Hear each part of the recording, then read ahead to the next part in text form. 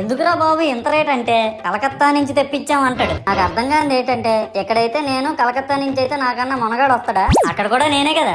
ఇలా నన్ను బజార్లో పెట్టి బేరం ఆడి నా మొహానికి ముసుగేసి వ్యాన్ ఎక్కిస్తారు. ఆ వ్యాన్ డ్రైవర్ గాడు నేను ఉన్నానని కూడా చూడకుండా ఏదో ఆలోచించుకుంటా డ్రైవ్ చేస్తా. గతకల్లో గబి గుబి అని తెంచేసి నా కాల్లో చెయ్యి ఇరగొట్టేస్తాడు. ఈ విషయం చందాలు ఇచ్చిన చిన్నోళ్ళకి తెలిస్తే మళ్ళీ ఇరిగిపోయిన బొమ్మ పెట్టకూడదని ఏ బొమ్మ రాసి కవర్ చేసేస్తాడు. సరేలే జరిగిందేదో జరిగింది, నా భక్తులే కదా, కూల్ బ్రో అని చిల్లయ్యే లోపు నన్ను పందిర్లో పెట్టి ముసుగు తీసి నాకన్నా పొడుగున్నే సౌండ్ బాక్సులు 2 నా చెవులు పక్కన పెట్టి డీజే గణేష్ బ్రో అని చెప్పి నా పాటలను కూనీ చేస్తారు. సరేలే పిల్లలు కదా, ఇప్పుడు కాకపోతే ఎప్పుడు ఎంజాయ్ చేస్తారు, కాసేపట్లో పూజ స్టార్ట్ చేస్తారని వెయిట్ చేస్తా ఉంటే ఆ 5 రూపాయల వ్రతకల్పన బుక్ చూస్తే ఎక్కడ లేని కోపం వస్తుంది. ఏరా నాకు అర్థం కాదు, ఎన్ని సంవత్సరాల నుంచి నా పూజలు చేస్తున్నారు, ఒక్కడికి నా కథ గుర్తుండదేట్రా యాదవ్ వల్లారా. ఓ నా బుక్ లో చూసిన దాన్నైనా తిన్నంగా చదువుతారా అంటే అది ఉండదు. ఏదో బాగా అటర్ ఫ్లాప్ అయిపోయిన తెలుగు సినిమాకి రివ్యూ చెప్పినట్టు చదువుతారు ఒక్కొక్కడును.